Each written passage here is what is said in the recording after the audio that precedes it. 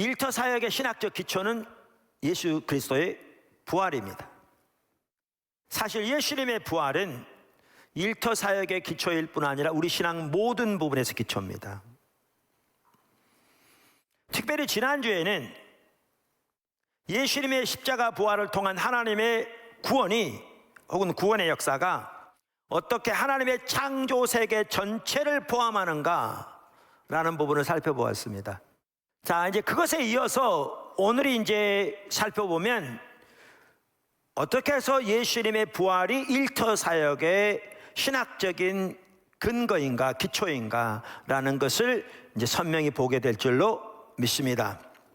첫째, 연속성과 불연속성. 우리는 이미 예수님의 부활에서 연속성과 불연속성을 살펴보았습니다. 그러니까 연속성이란 말은 예수님이 돌아가시기 전에 입고 계셨던 몸, 그렇게 표현한다면 몸과 예수님이 부활하신 몸, 그 사이에 어떤 부분은 계속되는 부분이 있다 그 말입니다. 이게 연속성이고, 또 다른 부분은 예수님이 돌아가시기 전에 입고 계셨던 몸과 예수님이 부활하신 몸은 근본적으로 다르다. 이 몸은, 부활의 몸은 이전의 몸과는 근본적으로 다른 성격의 몸이다. 이건 불연속성을 말하는 겁니다. 자, 그래서 이미 우리가 그 부분을 살펴보았고요. 우리가 이미 살펴본 대로 예수님의 부활은 우리의 부활, 그리고 더 나아가 하나님의 새 창조의 첫 열매입니다. 그러니까 첫 열매라는 말은 이미 살펴본 대로 그 모든 것의 시작이며 더 나아가 그 모든 것의 보증입니다. 할렐루야. 뿐만 아니라 예수님의 부활은 우리의 부활과 하나님의 새 창조의 모델입니다. 그리고 그 원동력입니다. 원동력이란 말은 뭐냐면 예수님의 부활이 이 모든 걸 가능케 하는 겁니다. 예수님의 부활의 능력으로 이 모든 것이 이루어지는 겁니다. 그 말이 예수님의 부활이 그 원동력이라는 말의 뜻입니다. 그러니까 예수님의 십자가 부활을 통한 하나님의 구원은 이 하나님의 모든 창조 세계의 구원을 포함하는데, 이 창조 세계가 새로운 새하늘과 새 땅으로 새롭게 될 때 정확하게 똑같은 형태로 되어질 겁니다. 그러니까 여기에 불연속성과 연속성이 있게 될 겁니다.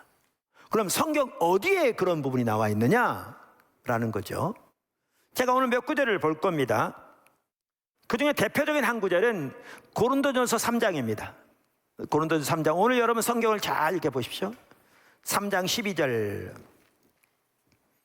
만일 누구든지 금이나 은이나 보석이나 나무나 풀이나 지프로 이 터 위에 세우면 각 사람의 공적이 나타날 터인데, 그날이 공적을 밝히리니 이는 불로 나타내고 그 불이 각 사람의 공적이 어떠한 것을 시험할 것임이라.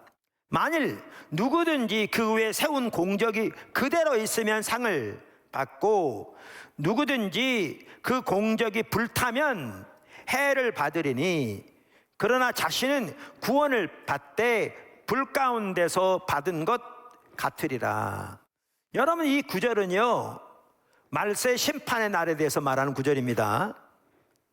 그러면서 이 땅에서 우리가 살면서 하는 일을 하나님이 그날에 불로 심판하실 것이라, 그 구절인 거죠. 근데 여기에 보시면 비유를 뭘로 드느냐 하면 큰 건물에 불이 난 것으로 비유를 듭니다. 그래서 큰 건물에 불이 나서 어떤 부분은 완전히 타서 잿더미로 변하고, 어떤 부분들은 견고하게 남아있는 그런 이미지를 통해서 지금 사도 바울이, 하나님께서 사도 바울을 통해서 무엇을 보이고 계시냐면 현세와 내세 사이의 연속성 및 불연속성에 관해서 생생하게 보여지고 있습니다. 생생하게 보여지고 있습니다. 톰 라이트 박사가 이 부분에 대해 잘 말하고 있는데요, 그분은 이렇게 말합니다. 분명히 이것은 데살로니가 후서 2장, 로마서 2장에서 바울이 묘사한 다른 위대한 심판 장면들과 꽤 비슷한 그림이다. 그러니까 그런 구절에도 심판에 나오는데 그와 비슷한 내용이다 그 말입니다. 물론 전 세계적인 심판의 날이 장차 도래할 것이라는 관념은 로마서 14장 10절과 고린도후서 5장 10절과 같은 본문들을 통해서도 낯익은 관점이다. 이 말은 뭐냐면 이런 구절들에 보면 동일한 내용들을 더 볼 수 있다. 그래서 이게 낯설은 게 아니고 낯익은 관점이라 그 말입니다. 그러면서 이렇게 말합니다. 그러나 그 밖에 다른 어디에서도 우리는 불에 의한 심판의 순간을 지나서 현세에서 행한 일과 창조주 하나님이 만들고자 하는 새로운 세상 간의 연속성에 대한 이토록 강력한 인식을 보지 못한다. 그러니까 사도 바울을 통해 쓰여진 성경 여러 곳에서도 심판에 대한 비슷한 내용들이 있는데 그 어느 구절보다 이 구절에 보면 심판의 불을 통해서 우리가 이 땅에 사는 일과 하나님께서 새롭게 창조하실 그 창조 세계와의 연관성을 어느 구절보다 강하게 지금 제시하고 있다 그 말인 거죠. 그러면서 잘 지어진 집들은 살아남게 될 것이라고 바울은 말한다. 달리 말하면 이 문맥을 보면 그런 내용이죠. 그러한 집들은 창조주가 의도하고 있는 장차 도래할 세상의 일부가 될 것이라고 말이다. 다시, 그러한 집들은 창조주가 의도하고 있는 장차 도래할 세상의 일부가 될 것이라고, 남아 일부가 될 것이라고 말하고 있다는 겁니다. 터를 놓는 것이건 집을 짓는 것이건 선하고 신실한 사도적 사역은 살아남게 될 것이다. 이게 지금 그거에 대해 말하고 있거든요. 너무나 놀라운 일입니다. 자, 큰 두 번째입니다. 연속성이 의미하는 바. 이 부분을 이제 살펴보기 여태까지 쭉 기초를 놓았죠. 이와 같이 현재 세계와 다가오는 새 창조 세계 사이에는 불연속성이 훨씬 크지만 동시에 연속성도 있다. 예수님의 부활에서 우리들의 부활에서 볼 수 있는 것처럼 연속성도 있다 그 말이죠. 그 일터 사역에 대해서 아주 또 좋은 책 중에 하나가 폴 스티븐스 박사의 일터 신학이라는 책입니다. 그리고 그분 책들 정말 귀하고요. 그 책들을 보면 또 이 방면에 일터 신학과 관련된 또 그 방면에 관심이 있는 세계적으로 귀한 많은 분들이 적극적으로 추천한 아주 좋은 책입니다. 그런데 그 책에서 폴 스티븐스 박사가 아까 제가 말씀드린 대로 그 고린도전서 3장이 있었잖아요. 고린도전서 3장에 그 불로 세상을 심판하실 것에 대한 이 구절, 그리고 이어서 고린도전서 13장 13절 그 구절을 토대해서 이렇게 말합니다. 참고로 고린도전서 13장 13절이 뭐냐면요, 여러분 잘 아시는 그런즉 믿음, 소망, 사랑, 이 세 가지는 항상 있을 것인데 그 중에 제일은 사랑이니라, 이 구절입니다. 그러면서 이렇게 말합니다. 바울이 고린도전서 3장 10절과 3장 10절 15절과 13장 13절에서 분명히 밝히듯 영구히 남는 것은 우리의 삶과 동떨어진 믿음, 소망, 사랑이라는 순수한 미덕이 아니라 믿음과 소망과 사랑 안에서 수행된 일이다. 그러니까 이분은 아까 고린도서 3장 나오는 그 불로 심판하실 것에 대한 그 구절 뿐만 아니라 성경에 나오는 다양한 구절도 토대로 또 고린도전서만 하더라도 볼 때에 믿음, 소망, 사랑이 영원히 남을 거라고 그랬는데 그러한 미덕이 영원히 남을 거라는 것을 말하는 게 아니라 개조에 보면 그렇게 행한 일들이 영원히 남을 걸 말한다, 이렇게 표현하고 있는 거죠. 그러면서 마지막에 이르면 불로 인해 믿음, 소망, 사랑 안에서 수행된 일들의 불순물은 다 타버리고 순전한 모습만 남게 되어 새하늘과 새 땅에 자리 잡게 될 것이다. 우리는 새하늘과 새 땅에서 새 땅을 너무 쉽게 빠뜨리는 경향이 있다. 심지어 내가 하는 일 가운데 일부도 영구히 남게 되고 나의 상상을 초월해 거기에 자리 잡게 될 것이다. 그래서 그분은 심지어 뭐라고 말씀하시는지 아십니까? 이렇게 말합니다. 내가 만든 삽목 베란다, 내가 가르친 반, 사업계획, 책 2억 권, 내가 작성한 한두 편의 설교, 손자들을 위해 만든 보트, 내 특기인 특별한 팬케이크 등도 그러할 것이다. 그러니까 톰 라이트 박사도 이렇게 얘기하거든요. 자기 확신하건대 새하늘과 새 땅에는 핸델의 메시아도 남아있을 거라고.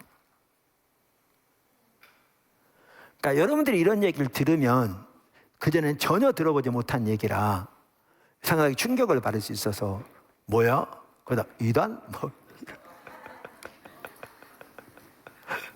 이렇게 하기 쉬운데 제가 지금 언급한 목회자들과 학자들은 전 세계적으로 정말 뛰어난 인자만 학자들이고요. 그렇게 말하기 전에 제가 말하는 성경 구절이 말하는 바를 자세히 보시라 그 말이에요. 어떤 근거로 그들이 그렇게 얘기를 하는지. 그래서 이렇게 상세하게 살펴보고 있는 겁니다. 그러면서 계속해서 이렇게 말합니다. 폴 스티븐스 박사는 그의 책, 아까 그 책 49쪽에서 기업 활동도 죄가 정화된 상태로 영구히 남아 새하늘과 새 땅에서 자기 자리를 차지할 것이다. 무슨 일이 영구히 남느냐 하는 것은 아주 중요한 문제다. 그렇죠. 이 부분은 앞으로 기회 되면 살펴볼 겁니다. 뭐가 거기에 영원히 남게 될 것인가. 교회는 전통적으로 오직 영혼과 관련된 일만 남는다고 가르쳐 왔다. 그런데 그리스도인의 장래는 몸의 부활에 있는 만큼 너희 수고가 주 안에서 헛되지 않다. 이 부분 이따도 살펴볼 겁니다. 아주 중요한 구절입니다.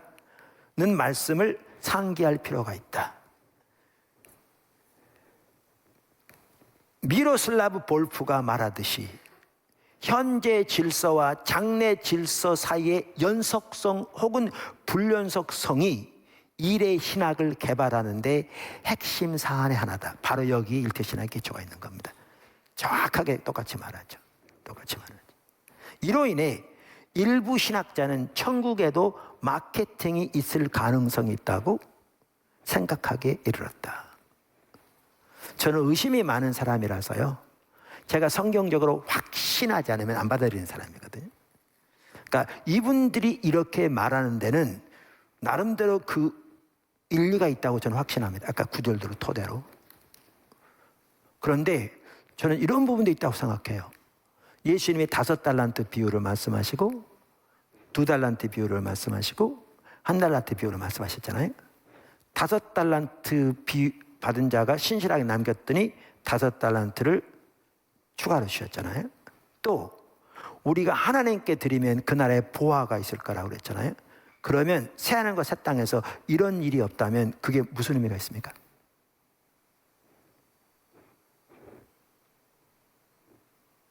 새하늘과 새 땅이 이건 저는 이제 신학교 다닐 때부터 이건 아닌 건 알고 있었는데 그저 영혼이 떠다니는 게 아니거든요.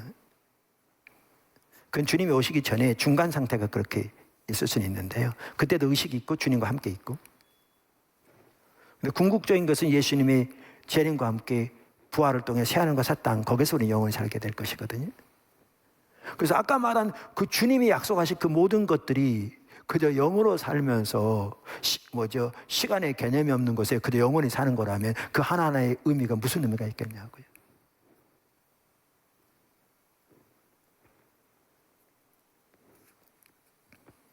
그러니까 그 땅에서도 우리 지금 현재처럼 자본주의가 일어날 거라 그 말은 전혀 아닙니다. 모든 자본주의가 악이라는 게 아니라 모든 악의 형태는 다 제거될 것이기 때문에 새로워질 것이기 때문에 그렇습니다. 폴 스티븐스 박사는 이런 부분을 또 어디서 보느냐면요. 요한계시록 14장 13절에서도 봅니다. 요한계시록 14장 13절에 이렇게 나옵니다. 또 내가 들으니 하늘에서 음성이 나서 이르되 기록하라. 지금 이후로 주 안에서 죽은 자들은 복이 있도다 하심에 성령이 이르시되 그러하다. 그들의 수고를 그치고 쉬리니 이는 그들의 행한 일이 따름이라 하시더라. 그러니까 우리말 성경에는 지금 이렇게 번역되어 있어요. 그들의 행한 일이 따름이라 하시더라. 이러니까 이 설명을 듣고 보면 그럴 것 같은데 이 말 자체로 보면 뭔 말인지 모르게 돼 있는 그렇게 돼 있어요. 제가 톰 라이트 박사의 책을 보다 보니까 성경 중에 그래도 제일 잘 번역된 성경이 원문 그대로 뉴 RSV 성경이라고. 그러니까 새 개역 성경인 거죠. 우리말로 직역하면 개역 개정 한글하고는 전혀 또 달라서. 예. 그래서 제가 그 뉴 RSV를 보니까 이 구절 어떻게 번역했냐면 이렇게 번역했어요. 그 마지막 부분에 성령이 말씀하시기를 그들의 수고로부터 쉬리라. 그러니까 수고가 그치고 쉬리라. 그 다음에 뭐라고 되어 있냐면 For their deeds follow them 이렇게 되어 있어요. 다시 말하면 그 새하는 것 새 땅에서 수고를 그치고 쉴 텐데 뭐가 그들을 따를 거라고 되어 있냐면요, 그들의 일이 따라갈 거라 이렇게 되어 있어요. 새하늘과 새 땅에 그들의 일이 따라갈 거라 이렇게 되어 있다. 그러니까 아까 그 말이에요. 번역이 저렇게 됐으니까 뭔 말인지 안 보이는. 그들의 일이 따라갈 거라. 그러면서 아까 말한 폴 스티븐스 박사는 요 구절을 토대로 이렇게 말합니다. 그리스도인의 행위가 그들을 따라다닐 것이라고. 즉 그들의 일이 그들의 삶에 지울 수 없는 도장, 아예 찍혀버린 것처럼 지울 수 없는 도장으로 찍힐 것이라는 사실을 시사한다. 그만큼 이 땅에서 우리의 일이 중요합니다. 시사한다. 여러분, 이 부분을 가장 잘 볼 수 있는 대표적인 구절이 어디냐면요, 고린도전서 15장 58절입니다. 아까 제가 글이 돌아오겠다고 그랬죠. 고린도전서 15장 전체가 부활장이잖아요. 그렇죠? 예수님의 부활을 토대로 우리가 부활할 걸 쭉 설명한 다음에 사도 바울이 마지막으로 이렇게 우리가 부활할 것이기 때문에, 이 승리가 우리 앞에 놓여 있기 때문에 이렇게 죽음이 사망을 당하게 될 것이고 우리가 영원한 부활의 몸을 영광을 입게 될 것이기 때문에 너희는 이렇게 살아라, 그렇게 권면한 구절이 마지막 절입니다. 그 구절이 아주 중요합니다. 자, 그러면 그리로 돌아갑니다. 15장 58절. 그러므로 내 사랑하는 형제들아, 견실하며 흔들리지 말고 항상 주의 일에, 주의 일에 더욱 힘쓰는 자들이 되라. 이는 너희 수고가 주 안에서 헛되지 않은 줄 알미라. 저도 이 구절을 과거에 여러 번 읽었는데요, 또 알고 있는데, 저도 개인적으로는 과거에 이 구절을 읽을 때 이렇게 생각했습니다. 우리에게 부활이 놓여있으니까 우리가 이 땅에 주를 위해 수고하는 모든 수고가 결코 헛되지 않고 그날의 상급으로 우리에게 주어질 것이니 주를 열심히 봉사하고 주의 일에 힘쓰는 것이 중요하다, 이렇게 이해를 했습니다. 또 그 말이 전혀 틀린 말은 아닐 수도 있습니다. 근데 좀 더 깊이 생각해 봐야 합니다. 이게 단순히 우리에게 상급만 주어질 거라면, 그리고 이 땅에 하는 그 일 자체는 아무런 의미가 없다면 이 말의 의미가 무슨 필요가 있겠어요? 이 땅은 다 지나가는 것인데. 그렇게 말한다면 여기에 주의 일은 예수를 안 믿는 사람 그저 전도하는 일인가? 우리는 이런 식으로만 이해하죠. 근데 그 훨씬 이상입니다. 그런 부분이 포함될지 모르지만 이 구절이 말하는 바는 그 훨씬 이상입니다. 그럼 그걸 볼 수 있는 중요한 구절 중에 하나가 어디냐면 골로새서 3장이에요. 골로새 3장 22절. 종들아, 모든 일에 오직 육신의 상전들에게 순종하되 사람을 기쁘시게 하는 자와 같이 눈가림만 하지 말고 오직 주를 두려워함으로 성실한 마음으로 하라. 무슨 일을 하든지 마음을 다하여 주께 하듯 하고 사람에게 하듯 하지 말라. 이는 기업의 상을 주께 받을 줄 아나니 너희는 주 그리스도를 섬기느니라. 불의를 행하는 자는 불의의 보응을 받으리니 주는 사람을 외모로 취하심이 없느니라. 자, 이 구절이 지금 성경에 보면 하나님이 누구에게 한 말이에요? 종들에게 한 말이에요. 종들아 그랬잖아요. 그러니까 그 당시 노예들에게 한 말이에요. 그러니까 오늘날로 말하면 근로자들에게 한 말이에요. 오늘날로 말하면 일터에서 일하는 모든 사람들, 가정주부 뭐 포함해서, 그러니까 여러분을 다 말하는 거예요. 여기 보면. 그러면서 그럼 이 종들아 모든 일에 그랬는데, 그럼 여기 종들이 하는 모든 일이 뭐예요? 여기 종들 중에 예수 믿는 종들은 주일날 교회도 나왔겠죠. 또 주변에 전도도 했을지도 몰라요. 근데 여기 보면 종들아 모든 일을 말했을 때 이 일은 가장 먼저는 그거보다는 종으로 사는 일들이에요. 쉽게 말하면 주인의 식사 준비해주고 청소하고 심부름하고 그런 일들이에요. 농사 짓고 마당 쓸고 집 나르고 지금 그 일이에요. 그러니까 다시 말하면 여기에서 지금 말하는 일의 종류가 뭐냐면, 오늘날 우리 성도들이, 하나님의 백성들이 일터에서 하는 일이에요. 아침에 일어나서 청소도 하기도 하고 일하고 사무 보고 상사에 커피도 하나 타주기도 하고 뭐 가정에서 설거지하고 뭐 이런 거예요. 근데 그걸 말하는데 너무나 놀라운 사실이 나와요. 그게 뭐냐 하면 그 일을 할 때에 뭐죠? 사람을 기쁘게 하는 자 같이 하지 말고, 그래서 눈가림 하지 말고 하나님을 경외함으로 성실한 마음으로 하라는 거예요. 더 나아가서 그 일을 하되 마음을 다해서 주님께 하듯 하라는 거예요. 더 심각한 게 뭐냐면 그것은 주님을 섬기는 일이라는 거예요.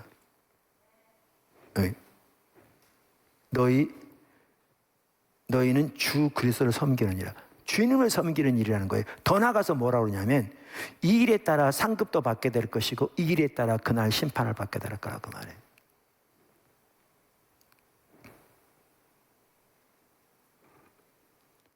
그러니까 이러한 전체적인 이해를 가지고 우리는 어디로 돌아가서 이해하냐면, 견실하여 흔들리지 말고 주의 일에 더욱 힘쓰는 자들이 되라 이랬을 때, 이 주의 일이 단순히 교회 일만을 말하는 게 아니에요. 전혀. 이 주의 일이 단순히 전도하는 일만을 말하는 게 아니에요. 이 주의 일이 단순히 우리가 말한 종교적인 것과 관련된 일을 말하는 게 아니에요. 이 일이 우리가 일터에서 가정에 사는 모든 일을 말하는 거예요. 그래서 아까 학자들이 그리스도인으로 사는 일이라고 표현해. 그러니까 그 원어의 의미가 그렇게 설명되어 있다는 거예요. 그래서 하나님의 백성으로서 예수 그리스도 안에서 성령의 인도를 따라 하는 모든 일, 그리스도인으로서 그걸 말한다는 거예요. 그러면서 그것이 헛되지 않을 거라는 거예요. 아까 여기 상급도 심지어 심판도 얘기하고 있잖아요. 이게 일터사역의 기초예요. 하나님께서 우리 포도나무교를 어떻게 정말 성경에서 말하는 가장 핵심적인 길로 인도하고 계신가. 이렇게 철저하게 십자가 복음의 토대에서 우리는 대의임령과 문화명령의 조화를 이루어야 되거든요. 정확하게. 그래서 전교인 관계중심전도의 생활화와 전교인 선교사와 일터사역이 조화를 이루는, 그러는 가운데 하나님께서 오는 세대들과 세계를 예수님께로 인도하시는 구체적인 사역에 힘을 다해 동참하면서 그렇게 포도나무교회 전체가 나가는 이것이 너무너무 중요하고, 저는 이것이 코로나 시대에 더욱더 하나님께서 전 세계적으로 외치고 계신 하나님의 강력한 음성이라고 확신하고요. 저는 더 나아가 이렇게 교회들이 세워지고 거기에 하나님의 강력한 성령이 부어질 때 이게 엄청난 하나님의 부흥으로 이 땅에 임할 것임이 선명히 보여집니다. 우리 모두가 그 자리에 다 설 수 있기를 바랍니다. 정말 중요합니다. 그래서 제가 어제 그제 매일 예배 배움 시간에도 그 부분을 나눴습니다. 꼭 모두 잊지 말고 들으셨으면 좋겠습니다. 정말 하나님께서 이 가슴 벅찬 일들 하고 계셔서 너무 감사. 여러분에게 선명히 하나님의 길이 보여지고 그거 정리되어지고 순종해 가면서 하나님의 어마어마하고 위대한 역사들이 우리 보도나무교회 모든 지체 한 사람 한 사람 통해서 교회 전체를 통해서 이 땅과 열방 가운데서 정말 놀라웠게 이루어지기를 예수님을 축원합니다.